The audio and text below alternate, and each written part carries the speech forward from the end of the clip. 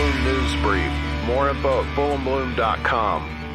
In a brand new interview with Yahoo Entertainment, legendary bassist Rudy Sarzo talked about his days working with Ozzy Osbourne on the infamous bat scandal. The bat incident was just something else that happened one night. I'm standing on stage on my usual spot where I stood, and I'm headbanging, going back and forth, swinging the bass. And I happen to look down and I see the thing maybe about 3 feet away in front of me. I signaled to Ozzy and he happened to catch what I was pointing out. And then I just continued to headbang. And while I was doing that, he grabbed it. He thought it was a toy bat, puts it in his mouth, bites into it. He likes to get into a lot of drama on stage, like an actor. He realizes that it's a real bat, spits it out, and it falls through the pit. There's a separation between the stage and the audience where security would usually hang out. And it fell in there and the fans were able to grab it. They were never able to find the bat. What you see on stage, that's really him. There's no plan. It's just pure Ozzy. He doesn't even know what's going to happen. I saw this every night. It was like, here's Ozzy backstage, and then Sharon would grab him and throw him on stage, and it was like, who is this guy? He just turns into that. Ozzy has really lived a charmed journey. Ozzy would do something, and Sharon would be right behind him to spin it and save the day. Sharon knew immediately that she had an opportunity here.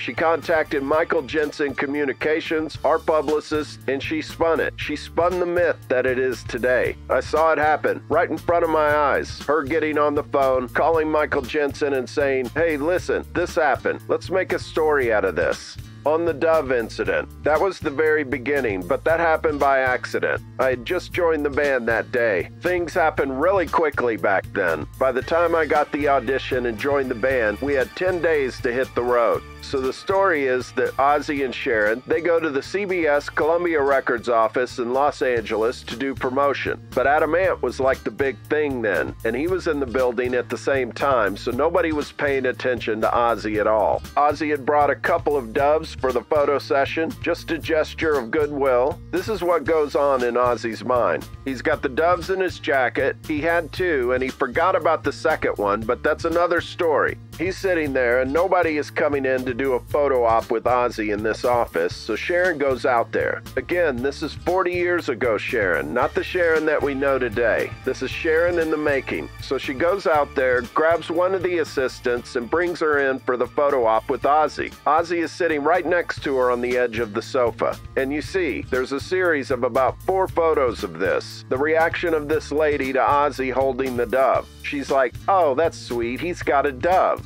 And then he puts it in his mouth and she's going, oh no, he's not going to do that. And then it's Ozzy ripping the head off this poor bird. And she's like, I can't believe this. It's like a sequence of emotions that she goes through. It was not planned to happen that way, but it did. And it just started the whole ball rolling for Ozzy.